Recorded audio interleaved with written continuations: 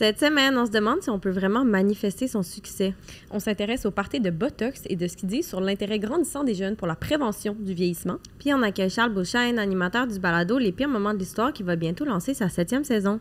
Bienvenue au balado Urbania, où chaque semaine, on vous présente des histoires que vous avez peut-être pas vues passer, mais qui font réfléchir autant que ce qui fait la une.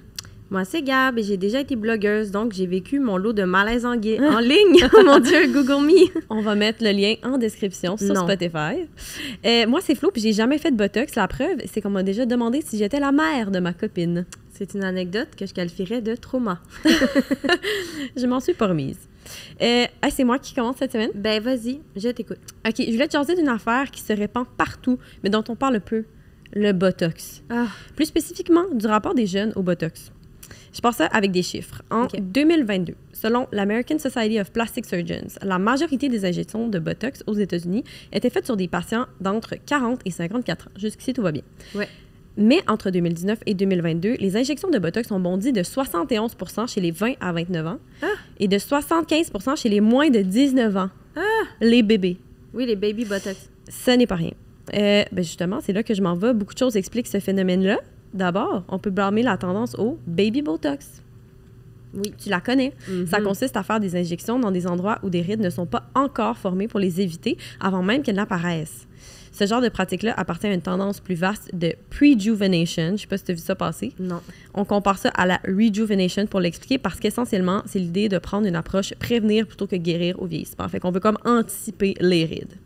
Il y a aussi toute une culture de réappropriation des standards de beauté par les femmes qui contribuent au phénomène. Sur les réseaux sociaux, les Botox parties sont populaires. Le concept est super simple. On se réunit au spa ou à la maison. On fait venir un traiteur, peut-être même un DJ, puis on se fait faire des injections dans une ambiance 5 à 7. Bref. Mon rêve. Oui. J'aimerais ça y aller, legit. Ben, moi aussi, j'aimerais l'essayer. On s'assume, puis on fait un beau gros fuck you au monde qui juge ça. Puis ça, ben, c'est peut-être pas une mauvaise chose, en fond. Mais il faut pas oublier que le Botox, ça coûte en moyenne entre 300 et 500 $ par séance d'injection à une vingtenaire qui se lance là-dedans et qu'il y a une dimension un peu addictive à ça parce qu'il faut en refaire aux 3 à 4 mois pour que l'effet dure. C'est comme les mèches, là. Oui, c'est ça. Puis tout ça pendant la décennie la plus déterminante de sa vie sur le plan financier, quand même. Il y a aussi des dermatologues qui soulèvent que trop de Botox ou du Botox botché, genre fait dans un contexte pas sanitaire, je parle ici peut-être des Botox parties, ou avec des produits du marché noir, ou même du Botox fait trop tôt, ça peut ironiquement vieillir quelqu'un qui n'a pas encore de rides. Puis même rendre le traitement moins efficace plus tard quand les rides apparaissent vraiment. Ben, il y a beaucoup de gens là, qui s'improvisent injecteurs, injectrices de Botox. Ils commandent des kits en ligne puis ils font ça à leurs amis. C'est extrêmement dangereux. C'est ça. Puis même moi, j'étais comme, est-ce que c'est des infirmières, des esthéticiennes, des médecins? Qui fait ça, genre? C'est pas clair. C'est réglementé, mais je pense qu'il y a des petites failles dans le système. C'est ça. Bref, je finis là-dessus. Il y a un article de Days super intéressant qui compare les parties de Baby Botox aux soirées Tupperware dans les années 50 qui combinaient socialisation et capitalisme. C'est plus des plats en plastique, mais il y a de quoi se demander si l'idée reste pas un peu la même. Une pseudo-émancipation dans un système patriarcal toujours bancal. Ça donne une impression d'indépendance, mais en réalité, ça impose aux jeunes femmes un cadre limitant, celui de se coller à des standards qu'elles n'ont pas vraiment choisis et qui les appauvrit. Ben, c'était mon point financier, évidemment, Flo, que tu parlais du point financier, mais je n'avais même pas pensé à ça. Mais pour vrai, une autre affaire à dépenser. 300 à 500 $ aux 4 mois pendant ta vingtaine, c'est une retraite. C'est vrai que c'est une retraite. Littéralement. Mais même moi, ce qui m'intéresse plus là-dedans, c'est l'idée que tu veux prévenir plutôt que guérir les rides. C'est le plus tôt possible. C'est comme si tu sais même pas déjà comment tu vas vieillir, mais tu veux l'anticiper. C'est quoi d'un peu tristou là-dedans? Mais ils disent en même temps là, que, mettons, mettre de la crème solaire, mettre de la crème hydratante, c'est le meilleur moyen de prévenir le vieillissement. Donc, c'est ça. La prévention, on comprend l'intérêt, mais parce qu'au final, ça va te coûter moins cher en crème plus tard si tu t'es pré-crémé. Ben voilà, les dermatologues sont un peu unanimes là, dans les contenus que j'ai lus cette semaine sur le sujet. C'est comme, au final, mettre de la crème solaire, boire de l'eau, puis s'assurer que tu es toujours bien hydraté. C'est ça qui fait vraiment la différence. Pas fumer un paquet de top par jour, ça doit être aussi. Voilà. Mais... toi, Gab, le Botox, ça fait-tu partie de ta vie? Est-ce que tes amis en font? Ça fait partie de ma wishlist. Ouais? J'en ai pas. Pour vrai, là, je dois dire, depuis qu'on fait plus de contenu en ligne puis que je suis plus filmée pour le travail, je suis plus préoccupée par mes petites pattes doigts qui sont apparues après avoir donné naissance à une personne. C'est vrai? J'ai vraiment eu j'avais comme pas de rides. Puis là, après mon accouchement, puis surtout, je pense que j'ai comme pas dormi pendant un an et plus. ça m'a vraiment créé plus de petites pattes doigts puis de petites rides, puis ça me gosse. Mon Dieu, que je trouve ça beau. Je me voyais pas. J'adore ça. Là, je me vois. Puis t'aimes pas ça? Non, j'aime pas ça. J'aimerais ça aimer ça. J'aime pas ça. Mais chez les autres, ça me dérange pas, mais chez moi, ça me dérange. C'est toujours ça. C'est vraiment toujours ça. Puis je trouve ça drôle aussi, toute les discussions autour du Botox. J'ai l'impression qu'en ce moment, on sait plus trop à qui est-ce qu'on peut se permettre de demander si ils ou elles ont du Botox. Moi, je le demanderais, là, mais tu sais comment j'ai pas de filtre, là, moi, je suis comme « Yo, t'as-tu du Botox? » Parce que ça look good, tu sais. Sinon, pourquoi t'as pas de rides? Comme, quelle crème achètes-tu? Parce que moi, chez Sephora, je dépense en masse, puis pour vrai, moi, là, le prix du Botox, c'est pas un frein pour moi. Non? Je m'en fous. Je n'aurai pas de retraite dorée, mais j'aurai pas de pattes de doigts.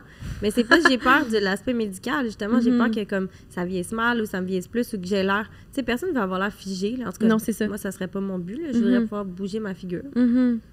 Bouger mon visage. Ouais. Non, personne ne va avoir l'air de ça, mais je pense qu'on a aussi une espèce de... on a l'impression que le Botox puis les chirurgies esthétiques, ben là, je sais que le Botox, c'est pas une chirurgie, là, mais les injections en général, ça donne cet air-là, alors que c'est pas vraiment... Quand c'est réussi, tu le remarques pas. Puis il y a beaucoup de gens pour qui c'est réussi, je pense, là. Ben oui. C'est comme, c'est pas vrai que tout le monde a l'air d'une espèce de poupée gonflable là, avec du Botox en face. Beaucoup de gens pour qui c'est très subtil, c'est très beau, c'est très réussi. Ils ont juste plus de pattes de doigts. Mon rêve, moi, c'est ça mon objectif. Bref, fait que... Tu sais ça, cette semaine, j'étais comme, hey, moi, je me sens en retard, on dirait. Je me dis, si les jeunes... J'ai lu d'ailleurs cette semaine qu'il y a une compagnie de crème hydratante qui a engagé des ambassadeurs de 13 à 14 ans pour vendre leurs produits sur les réseaux sociaux. Puis j'étais comme, pour moi, ça c'est il y a 15 ans. Et je n'avais pas de crème hydratante il y a 15 ans, tu comprends? Ben, j'ai acheté la première au secondaire. Là. Ma mère était venue avec moi, puis c'était genre Neutrogena. Ah ouais, au secondaire? Hey, tu vois, moi, c'est super récent, j'ai 28 ans. Fait que, moi, c'est... Je pense que c'est vraiment de plus en plus jeune, puis on dirait que je me sens late to the game à 28 ans. Ben, moi aussi, je me sens late to the game à mon âge avancé. Ton âge vénérable de 33 ans. Pré-morte. OK, à toi? C'est à moi? Oui. OK. Florence, aujourd'hui, je te parle de quelque chose qu'on est en train de gravir et j'ai nommé la Cringe Mountain. C'est une théorie très populaire sur TikTok, puis ça fait longtemps que je voulais t'en parler. Je pense que le jour est arrivé. OK. La Cringe Mountain, ou montagne du cringe, c'est une courbe difficile à surmonter que tous les créateurs et créatrices de contenu, mais aussi les artistes, doivent franchir pour arriver dans le Land of Cool. Ah oui! Une petite montagne comme ça. Là. L'idée, c'est que pour devenir bon dans quelque chose, il faut faire des essais-erreurs, rater des trucs, bref, il faut se planter. Puis quand on veut s'améliorer dans un domaine comme le stand-up, l'apprentissage de nouvelles langues ou, tiens, le podcast, ces erreurs-là, il faut les faire dans le domaine public. Hey, on y est. Je pense qu'on est sur le Cringe Mountain depuis quelques semaines. Mais c'est ça, on le gravit. Mais on va pas enregistrer des épisodes de podcast dans le sous-sol du bureau pendant des semaines là, pour s'améliorer. On va les diffuser, puis si c'est pas bon, tout le monde va les écouter puis être mal à l'aise. Oui. C'est vraiment un concept qui est poussé pour les créateurs et créatrices de contenu puis les entrepreneurs qui veulent développer leur personal brand. Il y a plusieurs personnes sur TikTok qui sont évidemment des coachs. Pour la Cringe Mountain, pour apprendre aux gens à la gravir. Ce qui est cool, c'est que ça t'encourage à faire des erreurs, à te foutre de l'opinion des autres. La plupart des vidéos TikTok utilisent la fameuse ritournelle Hugo Meunier qui parle en arrière. Les gens qui rient de toi n'ont pas le courage de le faire. Soyez fiers de vous, vous allez y arriver. Le plus grand frein à ton succès, c'est toi. Tous les créateurs sont passés par là. Mais moi, ma question, c'est qu'est-ce qui se passe si on reste pogné dans la montagne? Il y a des gens qui n'en sortent jamais. Ben c'est ça, c'est pas tout le monde qui va percer, qui est assez bon pour gagner sa vie avec ses créations ou même faire plus que 500 vues par vidéo. Là. Est-ce que c'est une autre crosse comme le livre, le secret là, ou la manifestation, genre? Ouais. Ben, je pense aussi que c'est une philosophie qui est vraiment qui avantage vraiment les algorithmes. TikTok, j'ai l'impression que c'est beaucoup ça. Les gens qui veulent percer sur TikTok, moi, à un moment donné, j'étais tombée dans un loophole de gens qui disaient « Just post every day, blablabla. » Genre, coûte que coûte, peu importe si c'est bon, c'est pas bon, faut juste que tu postes puis à un moment donné, l'algorithme, il va être genre, toi, t'es le mien, tu sais. Ben, je pense pas que c'est vrai. Non? Ben, c'est parce que tu peux même poster tous les jours si tu postes du mauvais contenu ou que c'est pas bon. Ça veut pas dire que tu vas devenir influenceur à succès. Là. Mais c'est ça, c'est parce que ces gens-là, on les voit pas dans notre algorithme, justement, parce qu'ils rentrent jamais dans l'algorithme des contenus populaires. Ben non, parce qu'ils font 200 vues par vidéo. C'est ça. Mais il y a quelque chose de très rêve américain là-dedans, je trouve. Comme si tu travailles assez fort, tu vas y arriver, mais c'est vendre du rêve. C'est vendre du rêve, mais moi, je pense qu'il y a quelque chose de bénéfique un peu là-dedans. Genre, peut-être toi aussi, là, mais j'ai l'impression de l'avoir vécu un peu au cours de la dernière année, de me dire, quand j'ai commencé à faire mes explainers pour K95, j'étais comme, ouf, c'est des courtes capsules dans lesquelles j'explique des affaires sur les finances personnelles. Oui. Vraiment rapidement. Puis au début, j'étais genre, wow, je peux pas croire je vais faire ça. Ouais, je comprends. J'étais vraiment dans le Cringe Mountain. Puis finalement, ça a été quand même vraiment payant. Ben, c'est parce qu'ils sont bons. Là. Moi, je pense que t'es plus dans le Cringe Mountain pour tes explainers. Mais peut-être que tu l'as été dans le passé. Mais moi, il y a des contenus que je vois que j'ai fait dans le passé que je trouve vraiment cringe. Je me dis, ce qui est le fun, c'est que tu t'améliores. Tu vois ton amélioration. Mais oui. Peut-être qu'un jour, on va écouter ce podcast puis on va être genre, ouah. On était dans la Cringe Mountain. Mais tout le monde a son cringe-o-mètre. Ben oui. On n'a pas tous le même niveau de cringe, là. Ben non. Mais ma question, c'est comment savoir qu'on a gravi tout ce qu'on avait à gravir puis qu'on est arrivé dans le fameux Land of Cool? Je sais pas si c'est si satisfaisant que ça, arriver dans le Land of Cool. Ben, est-ce que tu sais que t'es dedans? Que t'as réussi, que t'es plus cringe? Ou c'est juste que t'as tellement de vues sur tes vidéos que là, socialement, t'es accepté comme non cringe? Ouais. Je sais pas si en fait le nombre de vues ou la performance des contenus que tu publies en ligne devrait définir si t'es arrivé ou pas dans le Land of Cool. Ou dans ta vente d'album, ou tu sais. Notre segment dernier contenu enregistré de la semaine le prouve. C'est pas parce que tes vidéos performent que t'es sorti du cringe. Des fois, ton contenu performe parce que t'es cringe. Mais tu le sais peut-être pas. Moi, ça serait ça ma plus grande peur, c'est de penser que comme je suis plus cringe quand je le suis profondément, tu sais. D'être dépassé. Oui, d'être dépassé. Est-ce qu'on peut retourner à la Cringe Mountain après avoir atteint le Land of Cool? J'ai tellement de questions sur ce concept-là. Je pense que oui. Je pense que le but, c'est de rester dans la Cringe Mountain, peut-être. Parce que si t'es plus dans la Cringe Mountain, qu'est-ce que t'essaies? Sur tes lauriers. Peut-être. Hey, c'est beau. Hey, c'est on a fait le tour de cette affaire-là. Ben, parfait. Ça se termine comme ça. Et là, c'est le moment où habituellement, on invite un ou une de nos collègues, mais cette semaine, c'est différent. On fait les choses autrement. Oui, on invite Charles Beauchesne, humoriste et animateur du balado Les pires moments de l'histoire, dont la 7e saison paraîtra bientôt. Pour les gens qui ne connaissent pas le balado, Charles, bienvenue, premièrement. Allô tout le monde, bonjour. J'ai laissé mon micro à Charles. Hop. Il est là. Peut-être faudrait que tu baisses un petit peu. De même? Voilà, comme c'est ça? mieux, c'est mieux. Merveilleux. C'est ça. Dans le fond, pour les gens qui ne connaissent pas, Charles, dans ce balado-là, tu racontes des événements historiques un peu trash. Ça sonne pas drôle du même, mais c'est très drôle. Merci, j'essaye. J'ai eu plusieurs années de Cringe Mountain à ma oui, ceinture. C'est ça. Un professionnel du Cringe Mountain. Je n'irai pas jusqu'à dire ça, là, mais pas pire. Puis on s'en va où avec cette 7e saison-là? Qu'est-ce qui nous attend? Cette saison-ci, mon Dieu, les épisodes, de quoi on parle?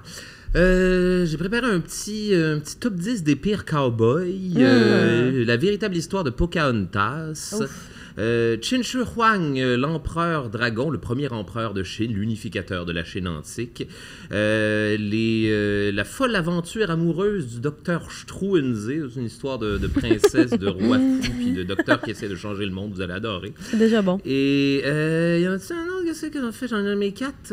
En tout cas, il doit y en avoir un autre là-dedans. Là, il y en a un autre là-dedans. C'est drôle parce que Gab et moi, on a fait le party avec ton monteur.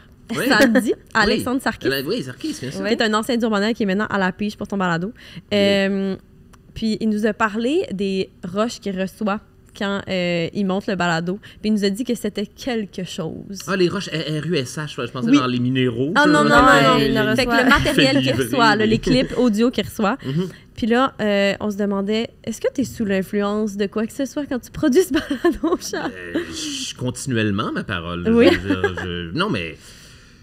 Je sais pas, Lady Gaga écrit des tunes en buvant du scotch, j'écris des pires moments de l'histoire en fumant des blunts, et tout le monde va devoir faire la paix avec ça. C'est le commentaire de la SQDC, là. Oui, ils sont à côté, c'est un meilleur client. Est-ce que, non, ça demandait aussi, quand on parlait de ton balado, si tu devais recevoir beaucoup de monde dans tes DM qui te corrigent sur les faits historiques. Pas tant. En fait, je pensais que je croyais que je pensais que les historiens allaient être mes pires ennemis, puis qu'ils allaient continuellement me DMer pour me dire que j'ai mal fait ma job, mais non. En fait, les messages que j'ai le plus souvent, c'est des gens qui veulent me suggérer un sujet à parler éventuellement, et très souvent, c'est des sujets desquels je ne parlerai jamais parce que c'est un... C'est les pires moments de l'histoire, il y a comme un équilibre précaire à cette affaire-là. Il faut que ce soit, je veux dire, oui, de l'information historique qu'on va avoir une certaine curiosité morbide, avoir envie d'aller regarder, mais il y a des affaires avec lesquelles je ne peux pas faire d'humour. Parce que c'est des événements qui sont trop récents, parce qu'il y a des... Tu sais, je ne ferais pas un épisode des pires moments de l'histoire sur les orphelins du Plessis, je ne ferais pas un épisode des pires moments de l'histoire sur les pensionnats autochtones, je ferais pas... Il y a tous des survivants à ces affaires-là, et c'est tellement frais que dans l'air du temps Qui suis-je pour débarquer avec mes gros souliers de clown puis venir essayer d'être amusant avec des réalités comme ça? Non, fait que on me propose des affaires de même puis je fais le tri. Et je pense que j'ai un bon gauge. Ben justement, à date, c'est ça. Est-ce que tu t'es fait dire que tu riais trop des tragédies puis que... Est-ce que tu as déjà reçu des commentaires du genre? En mode, on rit pas de ça? Non, je pense. Okay. Je pense que c'est là-dessus que je m'appuie pour dire qu'on a bien fait les affaires. Je pense que c'est un heureux mélange de sélectionner des affaires qui sont suffisamment éloignées de nous sur la ligne du temps pour que ça comment dire, on y voit une espèce de fable préventive sans que ce soit, comment dire... qu'on se reconnaisse sans trop se reconnaître dans les personnages desquels je parle, puis que ce soit... Et ça ouvre la porte finalement à rire des gens. Ces gens-là sont décédés il y a bien longtemps et finalement, peut-être éventuellement se reconnaître dans ces affaires-là.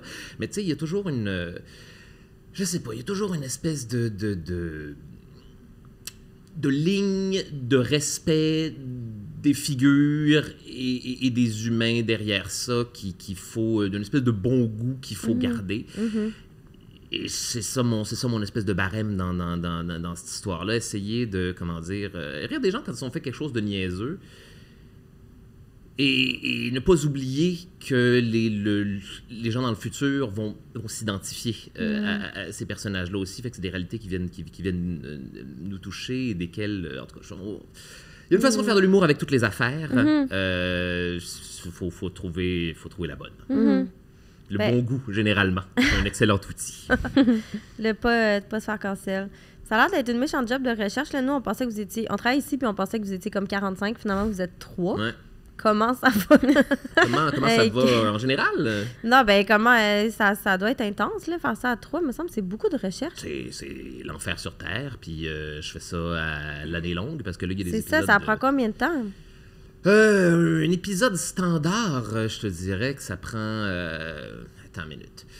Donne-moi 2 semaines de recherche. Parce que c'est moi, surprise, je ne lis pas de livres. Je fume des blondes puis j'écoute des documentaires sur YouTube.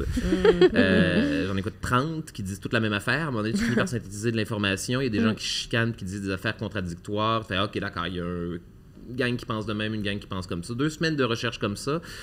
Donne-moi 2-3 semaines pour la rédaction. Facile si j'ai juste... 1 semaine si j'ai juste ça à faire dans ma vie, ce qui arrive jamais. Après ça, on rentre en étape de correction. Donne-moi un autre 2 semaines là-dessus. Après ça, on rentre en étape de montage. Peut-être une journée d'enregistrement par épisode. D'enregistrement, je veux dire. Et après ça, montage pendant des mois. Fait que généralement, je te dirais qu'on commence notre saison au mois de fin juin et nos épisodes arrivent in extremis exactement au moment où on est dans l'année, 2 jours avant de partir en vacances de Noël.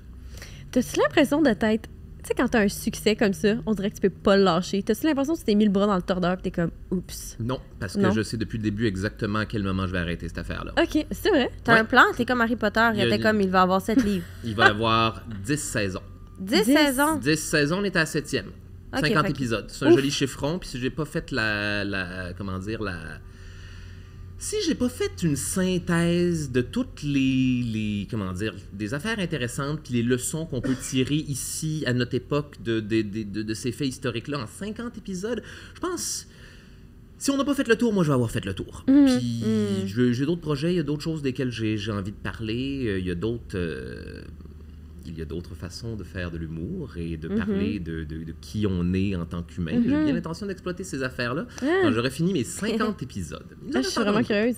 C'est quoi? Parce que là, on t'associe vraiment à l'histoire. C'est comme ton dada. Ouais. Mais as-tu d'autres passions, hobbies, genre, que tu voudrais exploiter dans ta sphère professionnelle? J'en ai plein. Et je te dirais même que c'est...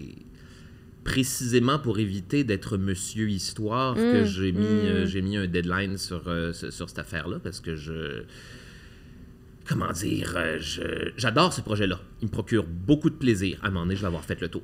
Puis il faut moi, je vois des affaires, des séries, des fois, genre 11, 12, 13 saisons Grey's à 40 Anatomy. épisodes. Oui, c'est ça, exactement. J'ai commencé à écouter les Desperate Housewives avec ma blonde là, récemment, genre 8 saisons de 23 épisodes de 40 minutes.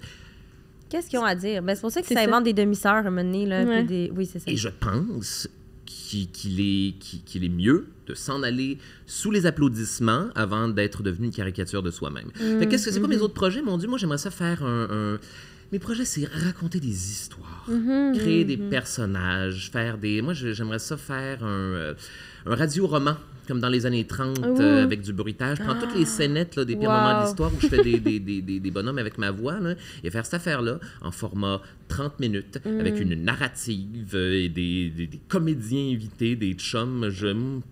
Moi, ce serait ça le prochain projet que j'aurais en tête. Malade, cool. J'adore ça. On a une question sur le monde des balados? Le monde des balados. Parce que là, tu viens faire la promo de ton balado à notre balado. Est-ce qu'il y a trop de balados? Est-ce que... c'est quoi ton opinion sur des balados comme le nôtre où le monde jase? Toi, c'est très scripté. Ouais. Est-ce qu'il y a trop de balados? Hey, il y a une vingtaine d'années, on scandait à la radio, y a-t-il trop d'humoristes au Québec? Ah oui. Y a-t-il trop d'artistes? Y a-tu trop d'art? Y a-tu trop de sujets de conversation desquels parler? Y a-tu trop de types de discussions à avoir? Non. Je veux dire, toutes les discussions sont tout à fait valides, d'autant que les gens qui viennent parler de ces affaires-là, il y a une infinité de points de vue différentes qui viennent s'accorder avec une infinité de façons de percevoir cette information et d'avoir envie de la recevoir. Donc, tous les balados ont leur place. Il y a un filtre naturel qui se fait des affaires qui sont écoutées et des affaires qui ne sont pas écoutées. Ça s'appelle la chaîne alimentaire du showbiz. Ça existe. On parle du Cringe Mountain. Je trouve ça super intéressant. Je veux dire, ça s'appelle... on en parle là, comme si c'était un phénomène récent parce qu'on a mis un buzzword dessus, mais non, ça s'appelle... Tout le monde l'a gravi, là. Percer dans un domaine artistique. Et la seule façon de percer dans un domaine artistique, c'est de se casser la gueule à répétition et d'être tellement humilié qu'à un moment donné, tu décides de faire, ou aléatoirement, tu te mets à faire l'affaire qui fonctionne. Moi, j'ai fait du stand-up pendant 10 ans. À me casser la gueule live devant des gens qui me trouvent cringe dans ma face. C'est pire que le web. J'ai déjà été en headline. J'ai fait un 45 minutes de stand-up à zéro rire. 45 rire. Pendant 45 minutes. Ça doit être brutal. Après 20 minutes, le gars en charge de la soirée me flashait les lumières en me disant « Charles, tu peux t'en aller. Si tu voulais, tu pourrais mettre un terme à tout ça. » Donc, j'ai été payé pour 45 minutes. Je perds 45 minutes de stand-up, même si ça me coûte mon âme. Un des moments les plus humiliants de toute ma carrière, mais my God, que tu apprends une fois que tu as vécu cette vie. Il y a du monde qui commençait à quitter la salle sur leur selle pour ne pas me regarder alors qu'ils étaient en train de s'évader de cet endroit-là. Fait que oui, il y a tout ça est normal et je te dirais que ça fait de nous des artistes plus forts où on abandonne. Ouais. Et il n'y a pas de mal à abandonner une carrière artistique pour trouver quelque chose qui fit plus avec son set de talent, ton set de confort dans la vie et ta tolérance à être humilié. On a tous une différente tolérance à l'humiliation.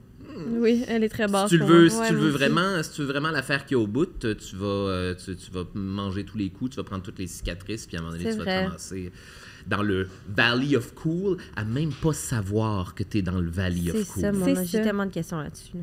C'est un autre sujet. On aurait pu faire un épisode complet sur la Cringe Mountain, je pense. Tu sais, les gens me...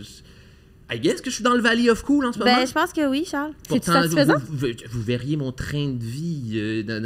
Mesdames, je suis un ermite en pidge, pas d'amis qui... Non, c'est pas vrai. J'ai pas beaucoup de temps. Là. Je me sens pas vraiment cool. J'ai pas l'impression d'être monsieur populaire, mais pourtant, ce qui paraît, mes affaires fonctionnent. Fait que I guess que c'est ça le prix. Est-ce que des fois, justement, t'es comme nostalgique de la Cringe Mountain puis que tu penses au début des moments... Pas t'ennuyer du 45 minutes de silence. Dieu merci, j'ai crissé mon camp de cette affaire-là. Mais tu sais, ça revient peut-être, hein? C'est super pertinent, by the way, ce sujet-là de la Cringe Valley. On peut y revenir. Il y a un bout où tu finis par pogner un plateau, tes affaires sont cool, ça fonctionne, puis après... tu sais, après 10 ans de faire la même affaire, mettons, tu t'as dit toutes les affaires que tu as à dire, puis si tu t'es pas retiré à temps, tu deviens une affaire anachronique. Et je pense que c'est très facile dans une carrière artistique de devenir quelque chose d'anachronique éventuellement, puis c'est pour ça qu'il faut savoir se réinventer, reprendre des risques, et peut-être même escalader une autre petite cringe mountain à un moment donné dans sa carrière où on pensait que ça allait pas se reproduire. Non, il faut tout le temps saigner pour avoir les affaires qu'on veut vraiment dans la vie. C'est tout le temps qu'on avait. Oui, merci Charles d'avoir été là. Plaisir. C'était fantastique. On passe dans nos derniers contenus enregistrés. Il faut qu'on fasse la petite plug avant pour dire que la saison 7 des Pires Moments sort le 20 décembre, mais qu'en attendant, on peut écouter un épisode exclusif dans le Micromag Urbania qui est sorti en fin de semaine. C'est lequel? C'est Pocahontas? Aucune idée. Non, je pense on me dit que oui. On me dit que oui à l'oreille. On me confirme que c'est Pocahontas. Vous allez bien l'aimer. Faites pas confiance. Est-ce que tu es prête à partager ton contenu enregistré? Oui, j'aimerais ça. OK. Gab, cette semaine, mon dernier contenu enregistré, ça décape vraiment. C'est le bon Jean, la référence au Québec pour des armoires sur mesure à des prix imbattables. Il n'emploie pas la méthode douce pour vendre ses armoires. Il crie. Je te fais écouter ça. Il crie. C'est son brand. Vas-y. Faut vous montrer c'est quoi, tabarnak, une vraie cuisine en 1999. Ça, là, c'est du Ikea qu'on est. On me debout la crise de ben la belle sale. Regardez ça, là, Chris. C'est de la crise de ben la belle cheap. C'est de la crise de mélamine cheap. Où réside-t-il? C'est une bonne question. C'est une bonne question, mais il réside surtout sur TikTok. Et ses vidéos font chacune genre 2, 3, 4, 500 000 vues. Genre, il est populaire pour sa façon de vendre ses armoires en criant comme ça. Puis honnêtement, c'est doux. Je serais curieuse de savoir c'est quoi le taux de conversion en vente de sa popularité en ligne. C'est ça, il est plus rendu un personnage, je pense, qu'un vendeur, mais ça, il ne sait pas. Non, c'est ça, il ne sait pas. Lui, il se dit, ça s'en vient. Business is coming. C'est ça. Moi, j'ai pas d'extrait pour toi cette semaine, mais je voulais te parler de l'affaire que j'ai trouvée la plus cute et cringe de la semaine, qui est le championnat mondial d'Excel qui s'est déroulé le 8 octobre dernier à Las Vegas, Nevada, qui a été remporté par un Canadien. C'est vrai? Oui! C'est fou, OK? C'est genre un mélange entre le e-sport et la lutte. Les concurrents, ils ont tellement l'air de gars qui sont bons en Excel. Ils arrivent en courant, mais ils sont pas capables de courir. Ils ont tout... Mais je comprends pas Excel comme le logiciel pour faire des calculs? Le logiciel. Puis là, ils font comme...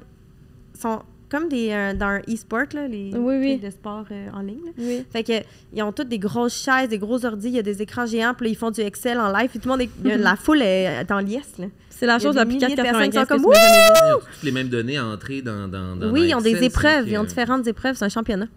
C'est bon. Ça doit être fascinant à regarder live. C'est incroyable. Puis ma vidéo préférée, c'est leur arrivée en salle. Parce que là, ils appellent leur nom. Ils sont genre Michael! Puis là, Michael, il arrive en courant, mais c'est des gars qui font du Excel, fait qu'ils sont pas en forme. Fait qu'il a de la misère à courir jusqu'à sa chaise. Ils sont cute! C'est genre des méga nerds. Puis le prix, c'était 15 000 $. Pas beaucoup. C'est pas tant que ça pour tant de talent. US, en plus, c'est taxé, là. En tout cas. Je pense que c'était ça pour aujourd'hui. Merci Charles d'avoir été là. Merci Flo. Grand plaisir. Si vous avez aimé ça, vous savez quoi faire. Likez, partagez, abonnez-vous pour ne jamais rater un épisode et pour plus de conversations éclairantes, d'histoires surprenantes et de rencontres extraordinaires. Abonnez-vous au Micromag Urbania. C'était Gab et Flo. On vous retrouve la semaine prochaine. Oui. Pour le dernier épisode de 2024. Manquez-nous pas. Bye. Bye.